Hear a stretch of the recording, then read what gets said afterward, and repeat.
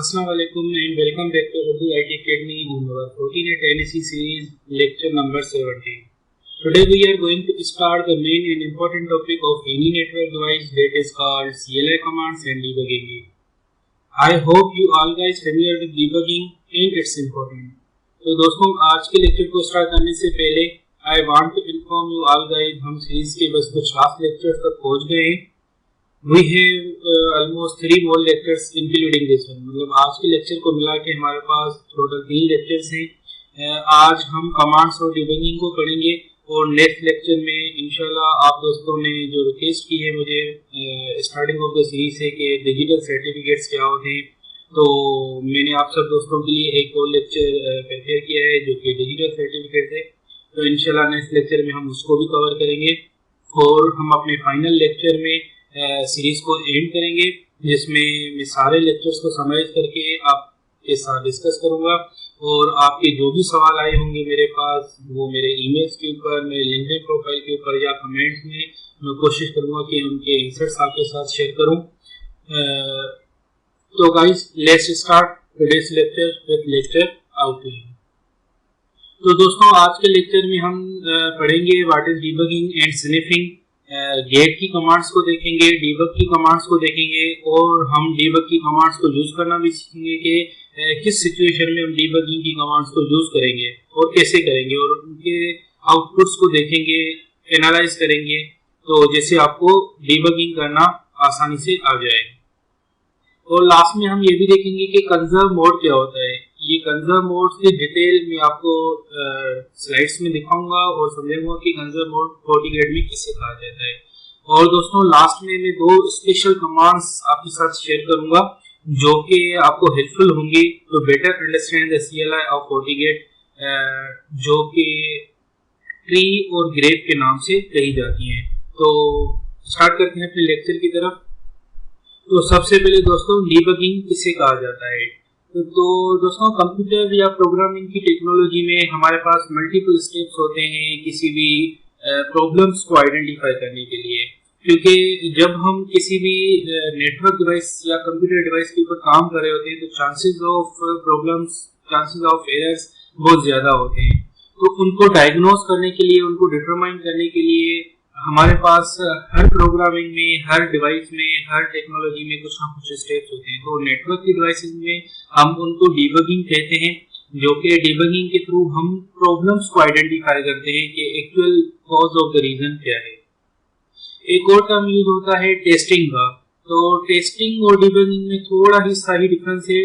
Testing में क्या होता है कि कोई भी आप चीज एक बना लेते हो, कोई भी प्रोग्राम हो गया, कोई भी कोड हो गया, कोई भी कनेक्टिविटी हो गई नेटवर्क से रिलेटेड, तो आप उसको टेस्टिंग करते हो कि अगर वो फेल है या पास है, वो वर्कआउट कर रही है या नहीं कर रही. टेस्टिंग से आपको ये तो पता चल जाता है कि फेल है या पास है, पर आपको एक्चुअल रीजन पता नहीं चलता कि अगर वो फेल है तो क्यों है.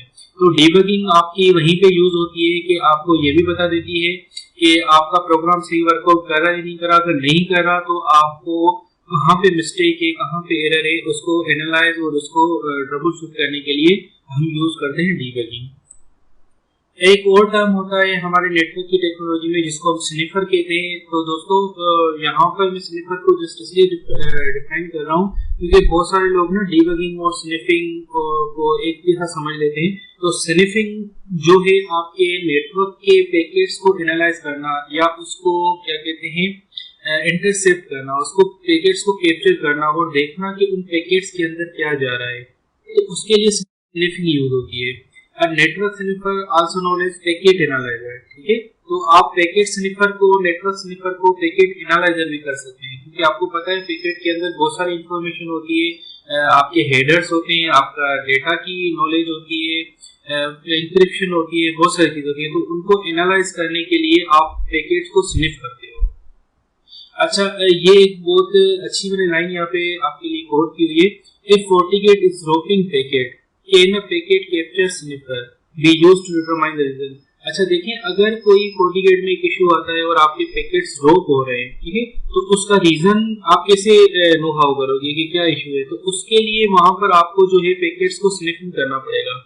ठीक है, स्निफ करना पड़ेगा, पैकेट्स को कैप्चर करना पड़ेगा और फिर उसको देखना पड़ेगा कि उस पैकेट के अंदर ऐसी क्या इंफॉर्मेशन जा रही थी जिसकी वजह से वो ड्रॉप हो रहा था। ठीक है, तो अनदर है कि अगर आपको देखना है कि वो पैकेट ड्रॉप तो हुआ, तो उसका एक्चुअल रीजन क्या था, तो उस पर्पस के लिए आपको फिर डिबगिंग या पैकेट फ्लो चलाना पड़ेगा। ठीक है, तो ये थोड़े से बहुत डिफरेंस है और बहुत आपस में मिलते जुलते टर्म्स हैं। तो अगर आप स्निफ करते हो किसी को, तो स्निफ करने के बाद भी उस पैकेट को डीबग करना पड़ता है, एनालाइज करना पड़ता है। तो दोस्तों हमारे पास कुछ कमांड्स होती हैं जो कि आपको पता है, अगर आप सिस्को प्लेटफॉर्म से हो तो वहाँ पे शो की कमांड्स आप यूज करते हो। तो इसी तरह से FortiGate में शो की कमांड्स भी होती हैं और बहुत सारी गेट की कमांड्स भी होती हैं। तो गेट की कमांड में क्या होता है, गेट की कमांड से आपको जस्ट इंफॉर्मेशन गेट होती है किसी भी पर्पस की। तो यहाँ पर मैंने कुछ कमांड्स को हाईलाइट करने की कोशिश की जो कि रेगुलर बेसिस में किसी भी नेटवर्क एडमिनिस्ट्रेटर को या सिक्योरिटी एडमिनिस्ट्रेटर को फायरवॉल के ऊपर वर्कआउट करने के लिए जरूरी होती है। तो जैसे कि सिस्टम और हार्डवेयर से रिलेटेड अगर आप कमांड देखेंगे तो आपके पास गेट सिस्टम स्टेटस की कमांड है, गेट हार्डवेयर स्टेटस की है। तो ये सारी कमांड्स हम आज रन करके देखेंगे। मैंने एक VM FortiGate का बनाया हुआ है, तो उसके ऊपर मैं आपको ये कमांड भी रन करवा के दिखाता हूँ। ठीक है, राउटिंग की इंफॉर्मेशन के लिए हमने अपने राउटिंग के लेक्चर्स में इस कमांड्स को रन किया था। IPsec की कमांड्स वहाँ पे IPsec की लेक्चर में यूज की थी। बाकी जनरल सिस्टम और हार्डवेयर की कमांड्स हैं जो कि आपको पता होनी चाहिए जब आप किसी भी फायरवॉल के ऊपर वर्कआउट कर रहे हैं FortiGate की। इसी तरह से हमारे पास कुछ डायग्नोस की कमांड्स होंगी कि किसी भी लेवल की डायग्नोसिंग करनी हो हमें अपने FortiGate फायरवॉल में, तो हमारे पास किस तरह की और कैसे उनको वर्कआउट करना होगा, तो ये वो कमांड्स हैं। ठीक है, तो मेरे ख्याल से हम थोड़ा फायरवॉल को एक्सेस कर लेते हैं और फायरवॉल को एक्सेस करने के बाद ये कमांड्स थोड़ी रन करके देख लें, तो जैसे मजीद आपको इन कमांड्स के बारे में नॉलेज हो जाए। तो मैं यहीं पे अपनी फायरवॉल को टेलनेट कर लेता हूँ।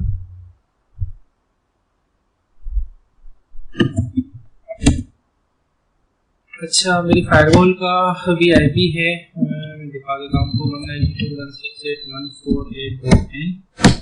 ठीक है, ये मेरे पास FortiGate की एक VM है। अभी इसके ऊपर मजीद कोई ऐसा डेटा नहीं होगा, पर जस्ट ये कमांड्स रन करने के लिए मैं ये फायरवॉल आपके साथ मेरे ख्याल से शेयर करना चाहता हूँ।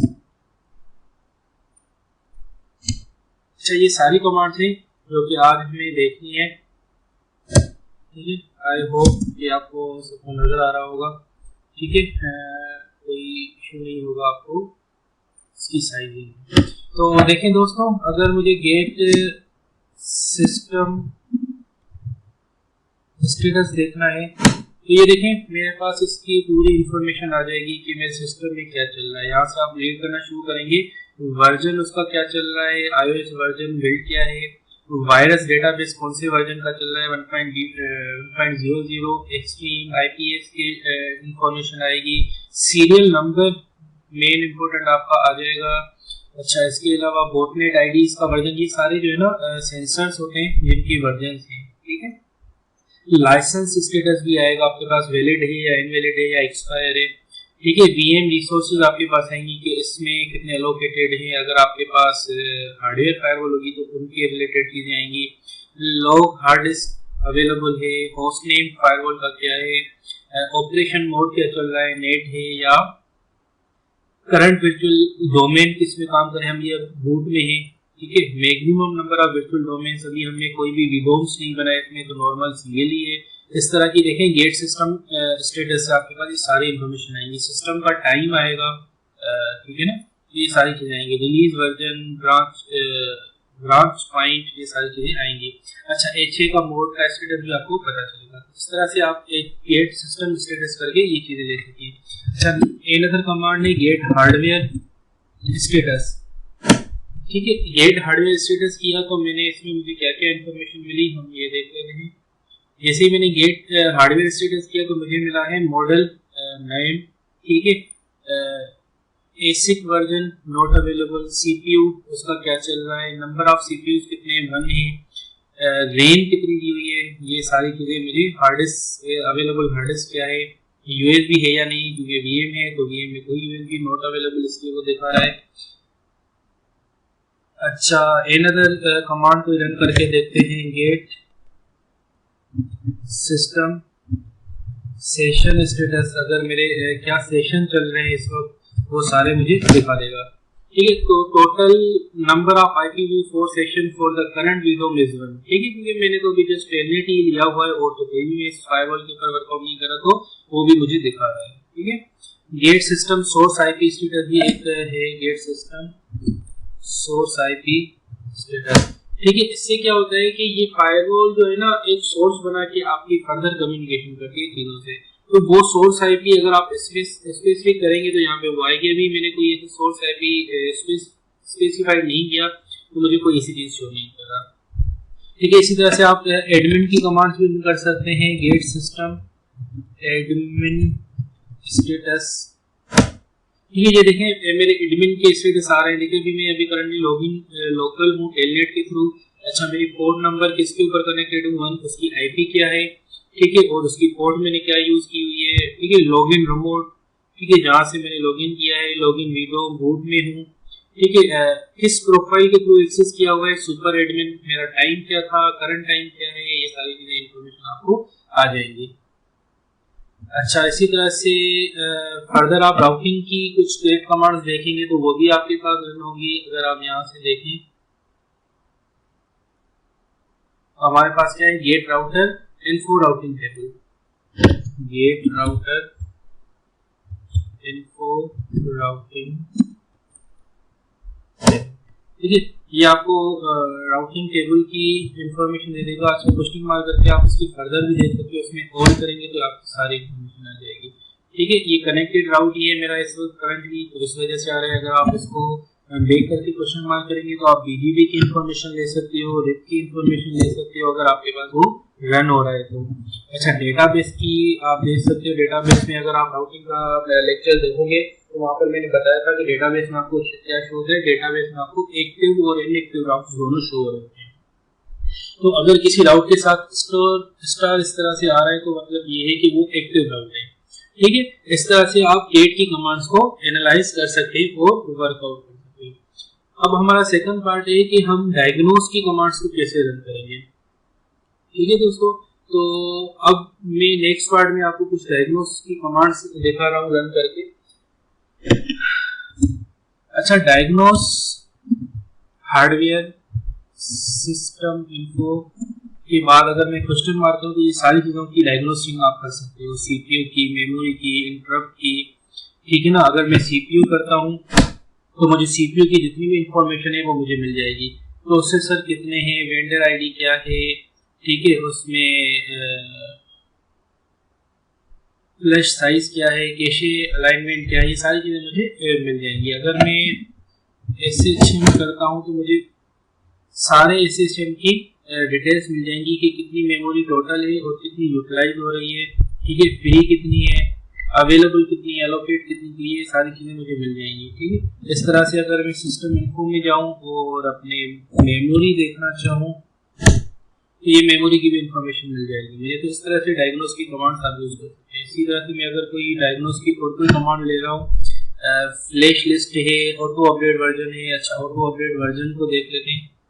ऑटो अपडेट वर्जन, ये देखें मेरे पास हर एक सेंसर की वर्जन्स की डिटेल आ जाएगी। यहाँ से मैं दिखा देता हूँ आपको, ये कमांड स्टार्ट हुई है यहाँ से।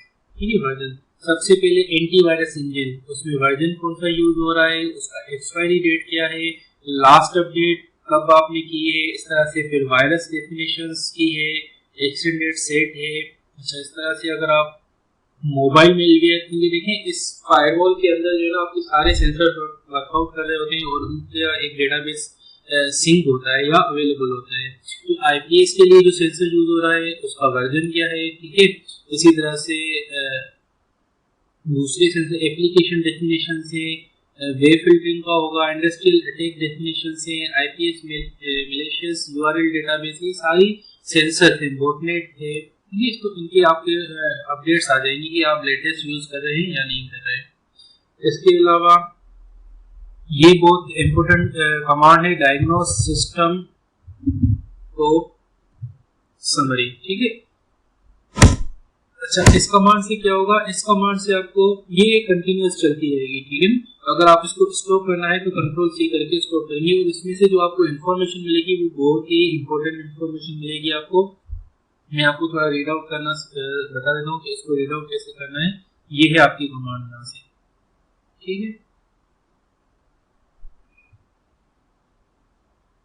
ये ठीक है, अभी आपका सीपीयू कितना परसेंट यूज हो रहा है, 5.7। मेमोरी कितनी यूज हो रही है ये आपको बताएगा। अच्छा, यहाँ से ना आपको वो चीजें मिलेंगी कि करंटली कौन सा प्रोसेसर कितनी मेमोरी कंजर्व कर रहा है। ये बाजू का होता क्या है, लेट्स सपोज आप ये देखना चाहते हो कि यार मेरी मेमोरी जो है 77% यूज हो रही है और ये एबनॉर्मल बिहेवियर है मेरी फायरवॉल का, जो कि ये नहीं होना चाहिए। 77% बहुत ज्यादा है, मेरा ऐसा कुछ प्रोसेस नहीं चल रहा। तो कभी कभार क्या होता है, कोई ना कोई एक सेंसर आपका स्टक हो जाता है। जैसे आपने विंडोज की मशीन्स में देखा होगा कि कभी कभार आपको कोई सर्विसेज रिस्टार्ट करनी पड़ती है जो कि आपके एबनॉर्मल बिहेवियर की वजह से आपकी मेमोरी कंजप्शन कुछ ज्यादा ही लेती है, तो उनको रिस्टार्ट वगैरह करना पड़ता है। तो सबसे पहले तो आपको ये पता होगा कि वो कौन सी कमांड है जो कि कौन सा प्रोसेसर है जो कि ज्यादा मेमोरी या सीपीयू कंजर्व कर रहा है। जब वो पता चल जाएगा तो उसकी पीआईडी के हिसाब से उसको आप रिस्टार्ट या रीसेट कर सकते हैं। अब लेट्स सपोज मैंने अभी देखा कि 77% मुझे, तो ये देखें मेमोरी मेरी 77% कौन कौन से उसमें हो रही है। देखें अभी मैंने टेलनेट की जो कमांड ली हुई है तो उसके ऊपर मेरी 3.7 मेमोरी कंजर्व हो रही है, ठीक है। फिर इसके अलावा ये सारे देखिए मेरे सेंसर्स के नाम है जो कि मैं यूज कर रहा हूँ और यूज करने के बाद उनकी मेमोरी कंजर्व हो रही है इन चीजों से। तो यहाँ से वो सब पता चल जाएगा कि क्या वो कैसे उसको कंजर्व करना है और कैसे उसको रिलीज करना है। तो आपको पीआईडी की जरूरत पड़ती है उसको रिलीज करने के लिए, ठीक है। तो ये कमांड बहुत इंपॉर्टेंट है। इसके अलावा मेरे पास अच्छा, अगर आप इसी कमांड को कुछ स्पेसिफिक उसमें लिखना चाहते हो कि ये देखिए पूरी डिटेल्स आ रही है, तो आप इसकी टॉप समरी मैंने की। अगर आप कुछ स्पेसिफिक देखना चाहते हो तो आप ये कमांड रन कर सकते हैं, डायग्नोस सिस्टम टॉप 399 से क्या है, मैं पहले क्वेश्चन मार्क करके दिखा देता हूँ। ये देखिए ये पूछ रहा है आपसे कि वैल्यू बताएं डिले इन सेकंड्स, ठीक है। तो आप ये होगी यार मुझे 3 सेकंड्स के डिले के साथ चाहिए। फिर इंटीजर भी मांग रहा है, मैक्सिमम लाइंस टू डिस्प्ले, मतलब टोटल आपके पास एक कमांड में या एक शो में कितनी लाइंस होनी चाहिए। तो मैं इसको मैक्सिमम कहता हूँ कि 99 होनी चाहिए, ठीक है। ये देखिए 99 लाइंस तक इसने मुझे डिटेल दे दी, वही सारी चीजें, ठीक है। वहां पर समरी में क्या है वो टॉप समरी लेता हुआ आ रहा था और यहाँ पर मैंने उसको स्पेसिफाई कर दिया कि 3 सेकंड्स के डिफरेंस पे अगर आप उसको रन करेंगे तो ये देखिए कुछ डिले भी ले रहा है। ये देखिए 3 सेकंड जो 3 हमने दिया है उसको डिले करें अगर, ठीक है। तो इस तरह से आप डीबगिंग की कमांड्स वगैरह डायग्नोस की कमांड्स रन कर सकते हैं। अब ये तो मैंने आपको कुछ स्पेसिफिक बताई जो कि आपके लिए लिमिटेड नहीं है, ठीक है। अगर आपको मजीद किसी चीज को डायग्नोस करना हो तो आप डायग्नोस करके क्वेश्चन मार्क करेंगे तो ये नंबर ऑफ लिस्ट आपके पास आ जाएगी कि आप कौन कौन सी कमांड्स इस डीबगिंग में यूज कर सकते हैं। अगर आपको आईपी से रिलेटेड डीबगिंग करनी है, आपको एंड पॉइंट से रिलेटेड करनी है, डिस्क टेस्ट के हवाले से करनी है, ये सारी आपके पास वो कमांड्स हैं, ठीक है। ये लिमिटेड नहीं है। अगर आपको एसएनएमपी को करना है, ये देखिए स्निफर भी है, ठीक है। स्निफर की कमांड भी हो सकती है, डायग्नोस स्निफर, फिर क्वेश्चन मार्क करेंगे। तो इस तरह से आप इसको खुद इवेल्युएट करें, ठीक है। क्योंकि मैं यहाँ पे आपको number of thousands of commands हैं डीबगिंग की, तो वो सारी को हम यूज नहीं कर सकते इस लेक्चर में, बट ये है कि आपको एक आइडिया हो जाता है कि डायग्नोस कमांड्स को रन कैसे किया जाता है, ठीक है। अच्छा, एक चीज याद रहे, जब आप डायग्नोस चला रहे होते हैं तो एक चीज होती है कि आपको उस डिबगिंग को कभी कभार ना डिसेबल भी करना पड़ता है, ठीक है। तो उसके लिए कमांड्स होती हैं, वो भी आपको याद होनी चाहिए। तो डिबगिंग करने से पहले आपको जो है पता होना चाहिए कि क्या चीजें हैं डिबगिंग। ये बहुत इंपॉर्टेंट और मेरे हिसाब से बहुत one of the critical topic है, क्योंकि डिबगिंग करना हर बंदे को नहीं आती और ना ही हर किसी की लेवल होती है कि डिबगिंग कैसे करनी चाहिए।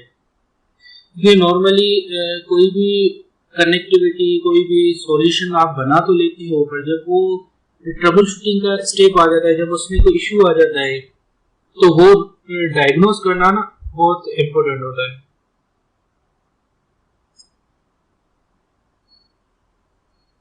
मैं एक कमांड आपको दिखाना चाह रहा हूँ कि डिबगिंग को स्टॉप करने के लिए आपको क्या करना पड़ता है। ठीक है, तो डायग्नोस को स्टॉप करने के लिए जब आप डिबगिंग कर रहे हो तो ये कुछ कमांड्स होती हैं, डायग्नोस डीबग, ठीक है ना। ये देखिए, कंसोल को डीबग करना है, ड्यूरेशन को करना है, ठीक है, इनेबल करना है डीबगिंग को। सबसे पहले तो आप डीबगिंग इनेबल करोगे, ठीक है। अभी हमने जो पिछली कमांड देखी थी वो डायग्नोस देखी थी, अब उन डायग्नोस के बाद डीबगिंग करना एक अलग वे है। ये सारी चीजें आपको पता होनी चाहिए। लेट्स सपोज मैं डीबगिंग इनेबल करता हूँ, ठीक है, ये मैंने डीबगिंग इनेबल कर दी। अब मुझे डायग्नोस करना है हार्डवेयर को, ठीक है, उसकी इस चीज को करें हम सिस्टम इंफॉर्मेशन को, ठीक है ना। तो इस तरह से वो डायग्नोसिंग पीछे से चल रही होगी, ठीक है। तो ये सारी चीजें हैं। अब डायग्नोस जो मैंने ऑन किया है उसको डिसेबल भी करना होता है, क्योंकि अदरवाइज क्या होगा, अगर आप उसको डिसेबल नहीं करोगे तो वो पीछे से बैकग्राउंड पे आपकी डिबगिंग कॉस्ट चलती रहेगी, ठीक है, और वो कंजप्शन, मेमोरी कंजप्शन होती रहेगी। तो इस तरह से आपको डिबगिंग ऑन करने के बाद डिसेबल भी करनी पड़ती है। डायग्नोसिंग की मैंने कमांड्स आपको बता दी, फिर डिबगिंग भी उसी को यूज करते हुए आप कर सकते हैं। अच्छा, मैं आपको एक दो और मेरा दिल कर रहा है कि आज आपके साथ बहुत चीज़ें शेयर करूं। तो मैं डायग्नोस डीबग आपको एक चीज़ दिखाता हूं, क्योंकि मेरे पास इस वक्त फायरवॉल में कोई लोड नहीं है, कोई ट्रैफिक नहीं है, तो ये अच्छी तरह से वर्कआउट नहीं करेंगी। पर मैं फिर भी जो है इनको स्टार्ट करके देख लेता हूँ।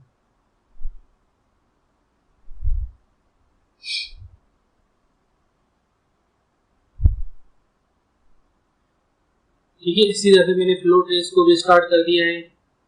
तो बहुत सारी चीज़ें हैं जो कि आपको डिबगिंग के हवाले से देखनी पड़ेंगी। मजीद आपके ट्रैफिक के मुताबिक आपको क्या चीज़ें चाहिए, तो इस तरह से डायग्नोसिंग और डिबगिंग की कमांड वर्कआउट करती है। अच्छा, इसके अलावा ये कुछ एग्जाम्पल्स हैं स्लाइड्स के ऊपर मैंने रखे थे, जो कि अभी डेटा मेरे पास नहीं आ रहा तो मैं आपको दिखा नहीं पा रहा, तो मैंने कहा था मैं आपके साथ वो स्लाइड्स के ऊपर शेयर करूँगा। ये देखें, show what the CPU is doing step by step with packets. आप लेट सपोज आप चाहते हो कि किसी पैकेट को डीबग करना है और स्टेप बाय स्टेप उसको देखना है, तो उसके लिए मल्टी कमांड्स हमारे पास, मल्टी स्टेप कमांड्स होती है। जैसे अभी आपने देखा होगा कि मैंने डीबग फ्लो चलाया था ट्रेसिंग के लिए, तो मेरे पास कोई डेटा नहीं आ रहा था क्योंकि मेरे पास कोई ट्रैफिक ही नहीं है, ठीक है ना, फायरवॉल के ऊपर। तो उस हवाले से मैंने एक स्नैपशॉट लिया था कि लाइव फायरवॉल के ऊपर जैसे आपको पता चले। अच्छा, सबसे पहले हमने ये आउटपुट निकाला है फिल्टर चला के, फ्लो फिल्टर आपने देखा, मैंने भी रन भी किया था वहाँ पे। फिर उसका डीबग इनेबल किया, स्टार्ट ट्रेसिंग करना शुरू की पैकेट्स को। तो मेरे पास कुछ इन्फॉर्मेशन आई, तो इस इन्फॉर्मेशन से मुझे क्या मिला, मुझे इस इन्फॉर्मेशन, इस पैकेट की इन्फॉर्मेशन से ये चीज़ें मिली है कि ये कौन सी पोर्ट के ऊपर रन हो रहा है, उसकी आईपी क्या है, उसका इनकमिंग इंटरफेस क्या है, फिर उसको कोई सेशन क्रिएट किया, ये चीज़ें मिलती हैं। फिर हमें ये भी पता चलता है कि वो कौन सी राउटिंग से निकल रहा है, उसको गेटवे मिला नहीं मिला, कौन सी पोर्ट से निकल रहा है। अच्छा, एक चीज आपको पता होगी कि जब भी आप किसी फायरवॉल में कम्युनिकेशन करवाते हो किसी भी दो पॉइंट्स के बीच में, तो उसमें दो चीजें मेन इंपॉर्टेंटली यूज होती हैं। एक सबसे पहले तो उसका राउट, ठीक है, फिर उसके बाद उसकी पॉलिसी। हमेशा ये याद रखिए कि जब भी आप कम्युनिकेशन करवाओगे सबसे पहले उसका राउट ढूंढा जाता है, फायरवॉल ढूंढती है कि यार इस पैकेट से कम्युनिकेशन करने के लिए क्या मेरे पास कोई राउटिंग है। अगर उसको वहाँ पे राउटिंग मिल जाती है तो फिर वो जाता है पॉलिसी में, तो मुझे रास्ता तो मिल गया, तो क्या ये ऑथोराइज है उस रास्ते से जाने के लिए या नहीं। ये दो चीजें बहुत इंपॉर्टेंट होती है। तो ये मेरा मकसद यहाँ पे ये है, जब आप ये डायग्नोस कर रहे हो तो कभी कभार क्या होगा, आपको पैकेट का राउट तो मिल जाएगा पर उसके अगेंस्ट में कोई पॉलिसी अलाउड या डिनाई की या इम्प्लिसिट की नजर आएगी। जैसे यहाँ पे राउट मिल गया किसी भी पैकेट को, तो उसके साथ अलाउड की पॉलिसी भी मिल गई है। इस तरह से आप पैकेट्स को डीबग भी कर सकते हो। एक और मेन इम्पोर्टेंट है कि हम ये देख लें कि जब हम डीबगिंग करते हैं तो हमारे पास कुछ इश्यूज इस तरह के भी आते हैं, कभी कभार हमारा हाई सीपीयू हो जाता है, मेमोरी हो जाती है, जो कि मैंने आपको लाइव में दिखाया अभी था कि कैसे उसकी सीपीयू यूजेज देख सकते हैं। तो ये उसके लिए फर्दर कोई कमांड है कि आपके पास क्या चीजें हैं जो कि देखनी चाहिए कि जब आप सीपीयू को डायग्नोस कर रहे हो तो आपको ये माइंड में रखना चाहिए कि आपने पहले लास्ट वर्कआउट क्या किया है जिसकी बात ये जो है ना फायरवॉल, सीपीयू का फायरवॉल या मेमोरी हाई हो गई है। क्योंकि जब भी आप किसी टेक्निकल बंदे से बात करेंगे और उसको बताएंगे यार मेरी फायरवॉल जो है ना अचानक से उसका सीपीयू हाई हो गया है या मेमोरी हाई हो गई, तो वो आपसे सबसे पहले कहेगा यार लास्ट एक्टिविटी क्या की थी तुमने नेटवर्क के ऊपर, क्या फायरवॉल के ऊपर कोई पॉलिसी क्रिएट की थी या कोई सेंसर इनेबल किया था या कोई राउटिंग की थी। तो वो इस तरह के सवाल आपसे करेगा। तो सबसे पहले आप ये चीज खुद से पूछोगे कि यार मैंने ऐसा तो कुछ नहीं किया जिसकी वजह से ये इंक्रीज हो गई है। फिर उसके बाद ये कमांड भी है, how high CPU is used by get system performance status में आपको रन करवा के दिखाया था, टॉप 1 ये सारी चीजें आ जाएंगी। फिर सीपीयू मेमोरी को इस तरह से आप डायग्नोज कर सकते हैं गेट सिस्टम परफॉर्मेंस स्टेटस से। ये भी मैंने आपको कमांड रन करके दिखाई थी जिसमें मैंने आपको PID का बताया था।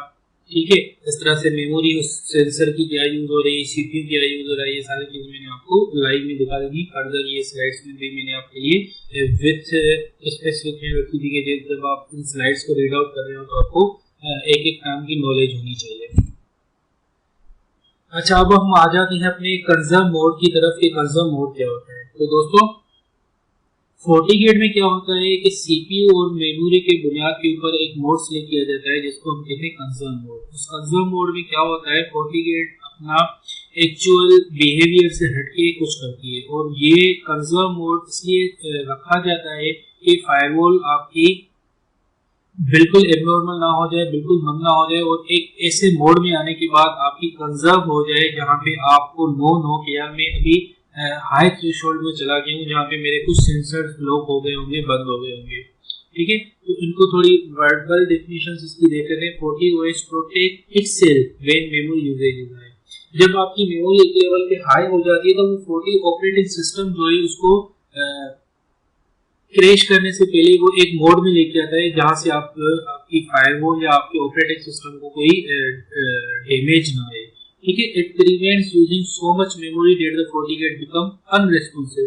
क्योंकि क्या होगा जब आपकी मेमोरी इतनी हाई हो जाएगी और वो सारे सेंसर्स वो सारी चीजें परफॉर्म हो रही होंगी तो वो क्या होगा कि FortiGate अनरेस्पॉन्सिव हो जाएगा और बिल्कुल ही कम्युनिकेशन डाउन हो जाएगी आपकी। और अनफॉर्चुनेटली ये केस मेरे साथ हो चुका है, मेरी लाइव फायरवॉल में मेरे साथ हो चुका है, जो कि मैं खुद उस वक्त परेशान हो गया था कि ये क्या चीज हुई है मेरी फायरवॉल के साथ जिसका बिहेवियर मेरे लिए एबनॉर्मल हो गया था। उससे निकलने का तरीका जो मैंने देखा और किया वो भी मैं आपके साथ शेयर करता हूँ। पर आपके लिए ये नॉलेज होनी चाहिए कि conserve mode by default on होता है। ठीक है, और बाय डिफॉल्ट ऑन होने के बाद कुछ बाय डिफॉल्ट थ्रेशोल्ड वैल्यूज भी सेट होते हैं, पर आप इनको अप या डाउन या डिफॉल्ट सेटिंग से हटा सकते हैं। ठीक है, तो अगर आपकी फायरवॉल की मेमोरी 82% पे आ जाए तो उस मोड में फायरवॉल क्या करता है, आपके फायरवॉल को ग्रीन मोड में कर देता है और उसको कह देता है कि ये कंजर्व मोड है। ठीक है, फिर रेड में आ जाता है, फिर एक्सट्रीम में आ जाता है on the level of percentage. ठीक है, फिर इसके बाद कंजर्व मोड में होगा क्या, कंजर्व मोड में ये होगा कि आपकी कोई भी कॉन्फ़िगरेशन चेंज नहीं हो पाएगी। ठीक है, FortiGate आपके कुछ सेंसर्स को FortiSandboxing हो गया या IPS इंजन हो गया, इनको स्किप करना शुरू कर देगा और IPS इंजन के ऊपर आप इंफॉर्मेशन लगा भी सकते हैं कि आपको क्या रखना है। ठीक है, अगर आपकी IPS इंजन कंजर्व मोड में आ जाता है तो उनकी पैकेट्स को सेशंस को पिक करना है नहीं करना, ये सारी चीजें आप कर सकते हैं। ठीक है, तो ये होता है आपका कंजर्व मोड जिससे आपको बचना है। तो मैं आपके साथ एक एक्सपीरियंस शेयर कर रहा था कि मेरे साथ क्या हुआ था कि मेरी फायरवॉल कंजर्व मोड में आ गई थी। सुबह जैसे ही ऑफिस पहुंचा तो मैंने देखा कि मेरी फायरवॉल तो एबनॉर्मल बिहेव कर रही है और कुछ चीजें किसी यूजर के बाद चलना बंद हो गई है। मेरी कम्युनिकेशन चल रही थी, कुछ ऐसा नहीं हुआ था कि मेरी बिल्कुल फायरवॉल बैठ गई हो, तो कुछ IPS सेंसर्स हो गए, वेब फिल्टरिंग हो गई, वो वर्कआउट करना बंद कर दिया था। तो उसके लिए मुझे फिर देखा तो मैंने जाके देखा तो जैसे मैंने फायरवॉल लिया तो मुझे एक लाइन आ गई, रेड लाइन, और उसमें मेरी मेमोरी देखी तो मेरी 85% यूज हो गई। तो फिर मुझे पता चला कि मैं कंजर्व मोड में आ चुका हूँ।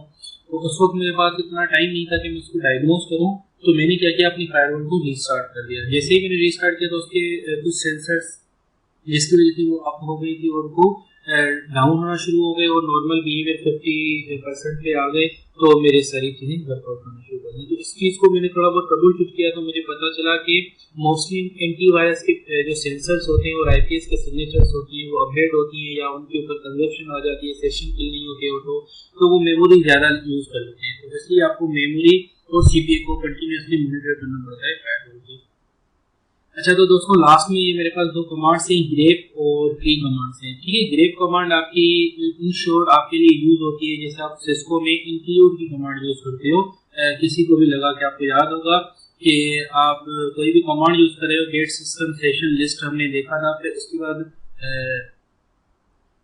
ग्रेप की कमांड यूज करोगे तो आपको हाइफन यूज करके ग्रेप की कमांड यूज करोगे तो आपको उसके समराइज सेशन आ जाएंगे, जो कि आपकी पर्टिकुलर इंफॉर्मेशन होगी वो आपके पास आ जाएगी। जैसे आप सिस्को में इंक्लूड यूज कर सकते हो, तो यहाँ पर FortiGate में आप उसकी जगह ग्रेप GREP यूज करते हैं। और ट्री में आपको क्या होता है कि जब आप किसी भी कॉन्फ़िगरेशन में जाएंगे, किसी भी मॉड्यूल में जाएंगे, तो उसकी ब्रांचेस और सब ब्रांचेस की इंफॉर्मेशन आ जाएगी। जैसे आप अगर कॉन्फ़िग फायरवॉल एड्रेस में जाएंगे और उसमें जाने के बाद ट्री लिखेंगे तो उसके अंदर सब जितनी भी कमांड्स होंगी वो आपको साथ नजर आ जाएंगी, और पैरेंथेसिस में इसकी लोअर और अपर वैल्यू आएगी। तो इस तरह से आप ये कमांड्स यूज कर सकते हैं। तो दोस्तों ये पूरा लेक्चर था आपका CLI कमांड्स, डायग्नोस कमांड्स और डीबगिंग, फिर कंजर्व मोड, ये सारी चीजें हमने देखी आज के लेक्चर में। आई होप कि आप सबको समझ आया होगा कि CLI कमांड्स कैसे यूज होती हैं, फिर उनके बाद डीबग या डायग्नोस इस कमांड्स को कैसे कर सकते हैं, फिर कंजर्व मोड का भी मैंने आपको आइडिया दे दिया। तो अगर फिर भी आपको किसी कमांड्स के बारे में डिस्कस करना है, समझना है, तो आप मुझे कमेंट्स करें या मुझे ईमेल करें या किसी भी तरह से आप मुझसे रीच कर सकते हैं मेरे फेसबुक प्रोफाइल के थ्रू। आई होप मैं आपकी हेल्प करूँगा और हम मिलकर उसको शेयर करेंगे और सीखेंगे। तो थैंक यू दोस्तों, मिलते हैं अपने नेक्स्ट लेक्चर में। तब तक के लिए अल्लाह हाफिज़ और दुआ में याद।